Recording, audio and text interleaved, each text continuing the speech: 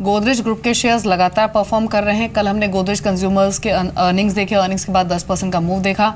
अभी स्टॉक हालांकि थोड़ा सा सॉफ्टनेस बनती भी, क्योंकि कल 10% चला भी था।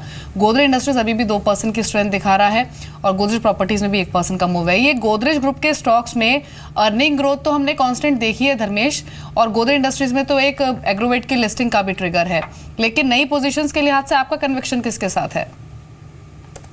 देखिए, गोदरेज कंज्यूमर प्रोडक्ट्स के साथ सबसे स्ट्रॉन्ग कन्विक्शन रहेगा इस पूरे ग्रुप में। हालांकि गोदरेज प्रॉपर्टीज़ भी काफ़ी अच्छा कर रहे हैं। उनके जो न्यू लॉन्चेस थे अभी मुंबई में, वहाँ पर काफ़ी अच्छी बुकिंग ट्रैक्शन देखने को मिली।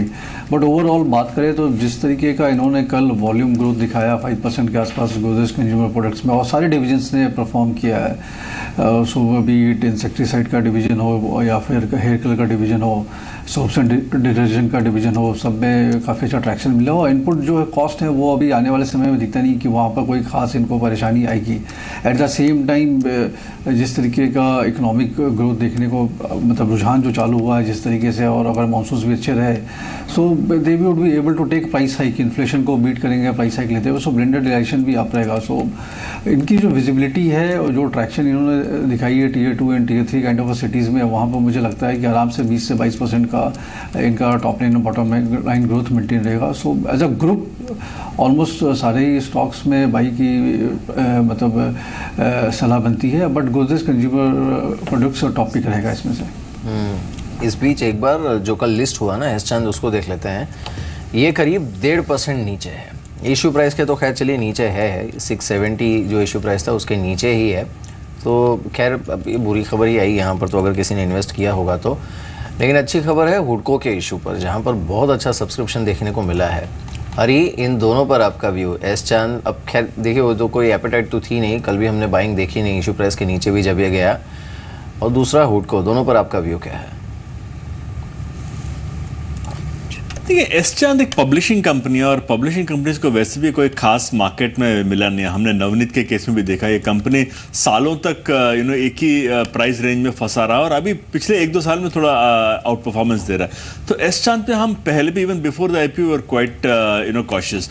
जहाँ तक हुडको का सवाल है, देखिए हुडको का जो स्पेशलिटी है वो है लो कॉस्ट हाउसिंग में, और फिलहाल हुडको ने अपना प्राइवेट लैंडिंग पूरा बंद कर दिया और सिर्फ लो कॉस्ट फंडिंग में गवर्नमेंट स्कीम्स में लैंड करते हैं। तो ये तो मोदी गवर्नमेंट का एक बहुत बड़ा प्रायोरिटी एरिया है। तो मैं मानता हूं कि जो प्राइस पे आया है, आई थिंक 50-54 के प्राइस में ये स्टॉक IPO आया है, मेरे ख्याल से एक बहुत ही अट्रैक्टिव एंट्री पॉइंट है। और जो रिटेल ओवर सब्सक्रिप्शन हमने देखा है, I think it is a signal that the stock is a very attractive buy at this prices. जी राकेश, एक तो सोम डिस्टिलरीज, इस पर आपका व्यू चाहिए, और इसको पिक करने की वजह ये है कि कल भी ये स्टॉक्स वॉल्यूम्स के साथ चला था और आज भी वॉल्यूम्स अच्छे हैं। शुरुआती और स्टॉक अभी भी 5% ऊपर ट्रेड कर रहा है। और एक PSU स्टॉक NCL इंडिया, यहाँ पर आपकी क्या राय है? दोनों में नेक्स्ट लाइकली टारगेट्स क्या हो सकते हैं? देखिए दीपाली, दोनों का टेक्निकल स्ट्रक्चर काफ़ी अच्छा है। सोम डिस्टिलरी ऑलरेडी 4% ऊपर है, NCL भी ऊपर है, दोनों में इजाफा देखने को मिल सकता है। बट एज ऑफ नाउ मुझे लगता है कि आपको महिंद्रा एंड महिंद्रा को देखना चाहिए। इंडेक्स को सपोर्ट मेरे को लगता है महिंद्रा एंड महिंद्रा भी करेगा। इसमें एक ब्रेकआउट देखने को मिल रहा है। रीजनेबल सा आज के लोस 1348 का एक स्टॉप लॉस लगाए हैं, 1365 1366 के अराउंड चल रहा है। इसमें 1390 प्लस के लेवल्स देखने को मिल सकते हैं। कुछ और स्टॉक्स को देख लेते हैं जिस पर अच्छा रुझान है। देखिए शेरॉन बायोटेक की तेज़ी और तेज़ हुई है, ये करीब 7% ऊपर, पर ये टिपिकली लो वैल्यू काउंटर है। जुबिलेंट ये करीब 7% ऊपर इस समय ट्रेड कर रहा है। बाकी काउंटर्स में RCF ये करीब 5.5% ऊपर है RCF, तो इस पर नज़र रख सकते हैं। सिमको ये करीब 5% ऊपर इस समय ट्रेड कर रहा है। सिमको पर कोई व्यू है क्या आपका हरी? Frankly, Mihir, I don't track that stock, so I wouldn't be able to comment on that. Rakesh, Simco आप ट्रैक करते हैं? बिल्कुल मिहिर, टेक्निकल स्ट्रक्चर पॉजिटिव है, नीचे से एक पॉजिटिव क्रॉस ओवर और मोमेंटम इंडिकेटर्स देखने को मिला है, बट ऑलरेडी 4.5% ऊपर का इजाफा देखने को मिल चुका है। कोई नियर बाय स्टॉप लॉस नहीं है, किसी के पास है तो होल्ड करें। जी धर्मेश, ये हाल फिलहाल में कुछ रिपोर्ट्स आपने जारी की हैं क्या कुछ स्टॉक्स पर, जहां पर आपकी बाय रिकमेंडेशन हो? नहीं, रिसेंटली हम लोग अभी अर्निंग सीजन है तो वेट कर रहे हैं एक बार अर्निंग्स थ्रू हो जाए, उसके बाद फिर नए स्टॉक आइडियाज़ के साथ आएंगे। There are few stocks in the pipeline, खाली अर्निंग्स अपडेट के लिए वेट करने के लिए। ठीक है। लेकिन धर्मेश, ये जो हाल फिलहाल की लिस्टिंग रही है, इसमें से कोई स्टॉक आपको अभी भी अच्छा लग रहा है क्या? क्योंकि शंकरा बिल्डकॉन एक स्टॉक है जहां पर हमने देखा है कि म्यूचुअल फंड हाउसेस की ओर से काफ़ी बाइंग हुई है। डी मार्ट के साथ ऑलरेडी काफ़ी स्ट्रॉन्ग कन्विक्शन है, नंबर्स भी आपने देखे होंगे। डॉलर इंडस्ट्रीज एक और स्टॉक था जो कि रिसेंटली लिस्ट हुआ था। तो ये जो रिसेंट लिस्टिंग रही है, इनमें से कोई स्टॉक आपको अभी भी ठीक लग रहा है क्या? देखिए, आपने जो नाम लिया उसमें डीमार्ट जरूर प्रॉमिसिंग है रिसेंट लिस्टिंग में, I think. And Shankara Buildcon भी एक निश सेगमेंट में होम रिफॉर्मेशन का जो है वो अभी इंडिया में उतना ऑर्गेनाइज्ड प्ले में ग्रिप नहीं किया, तो वहाँ पर एक अच्छा अट्रैक्शन है। बट हम लोगों का अभी कोई कवरेज नहीं है इस पर। We are working on that, so I can not recommend any of these. But अगर थोड़ा पीछे जाए तो आरबीएल बैंक एक स्टैंड आउट है, आई थिंक वहाँ पे अच्छा अट्रैक्शन और भी मिलना चाहिए। ऑलराइट, चलिए धर्मेश, बहुत बहुत शुक्रिया हमारे साथ इस बातचीत में शामिल होने के लिए। Thanks for joining us. Rakesh, आपका भी शुक्रिया, और हरी, आपका भी शुक्रिया हमारे साथ इस बातचीत में शामिल होने के लिए। अब बात करते हैं, हमारे साथ एक खास मेहमान जुड़े हैं, उनसे म्यूचुअल फंड ट्रैकर में।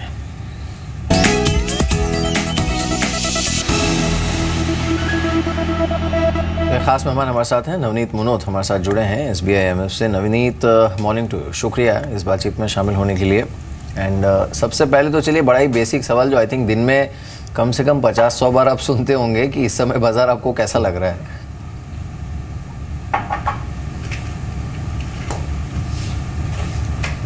निश्चय बाजार एक नई ऊंचाई पर है, बट अच्छी चीज़ ये है कि जिस तरह से इंडिया का ओवरऑल मैक्रो एनवायरनमेंट इस समय है, जिस तरह के रिफॉर्म्स में प्रगति हो रही है, जिस तरह से कॉर्पोरेट प्रॉफिटेबिलिटी अगले कुछ क्वार्टर्स में धीरे धीरे इम्प्रूवमेंट होती हुई दिख रही है, और जो अदर फैक्टर्स है, और जिस तरह से लिक्विडिटी बाजार में आ रही है डोमेस्टिक इन्वेस्टर्स की पर्टिकुलरली, तो overall from long term perspective बाजार अच्छा लगता है। जब लॉन्ग टर्म बुल मार्केट में भी छोटे मोटे करेक्शंस आते रहते हैं, और इस बार भी आएंगे, ऐसा नहीं है कि बाजार एक वर्टिकल रूप में ऊपर हमेशा जाता ही रहेगा, बट स्ट्रक्चरली अगर कोई लंबे समय के लिए निवेश कर रहे हैं तो बाजार अच्छा लगता है।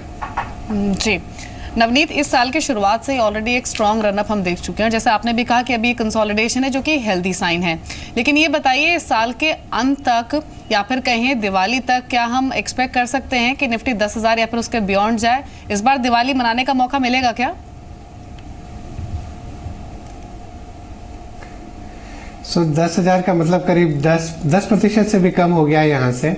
अगर कॉर्पोरेट प्रॉफिट्स अगले कुछ क्वार्टर्स में जिस गति से बढ़ने की अपेक्षा है, अगर वैसे बढ़ते हैं और लिक्विडिटी इसी तरह से आती रहती है बाजार में, एंड पर्टिकुलरली मैं ज़्यादा पॉजिटिव हूँ डोमेस्टिक इन्वेस्टर्स की जो लिक्विडिटी आ रही है, अगर ग्लोबल एनवायरनमेंट ठीक रहता है तो हो सकता है अगले कुछ क्वार्टर्स में यहाँ से हम और नई ऊंचाई देखने को मिले।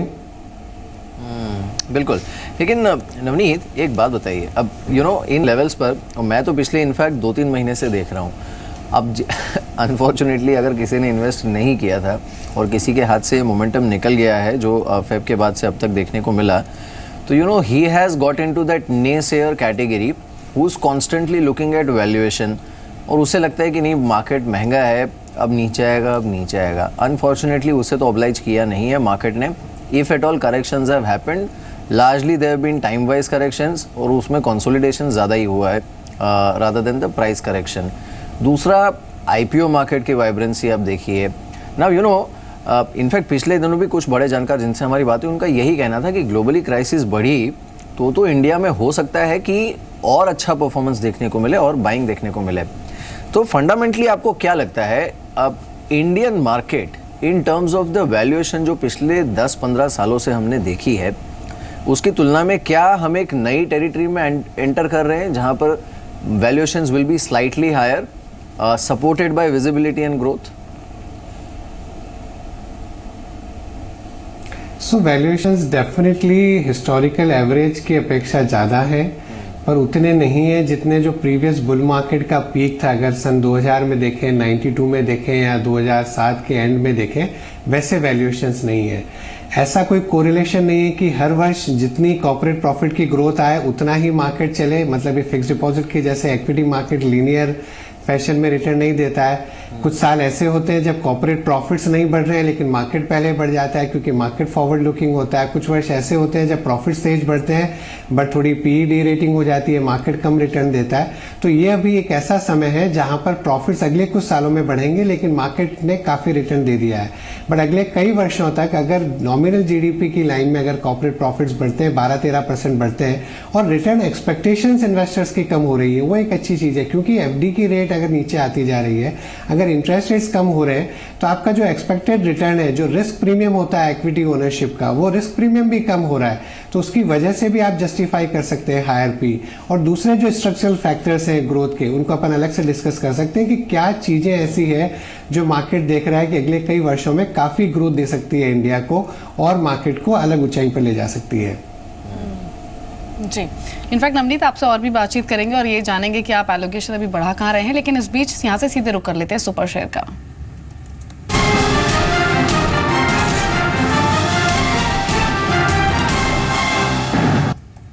बताइए सुमित। शुक्रिया दीपाली। जो शेयर चुना गया फार्मास्यूटिकल स्पेस से है क्योंकि यही एक ऐसा स्पेस है जो अब तक नहीं रनअप दिखा पाया, तो हो सकता है यहाँ पे कुछ मूव आए।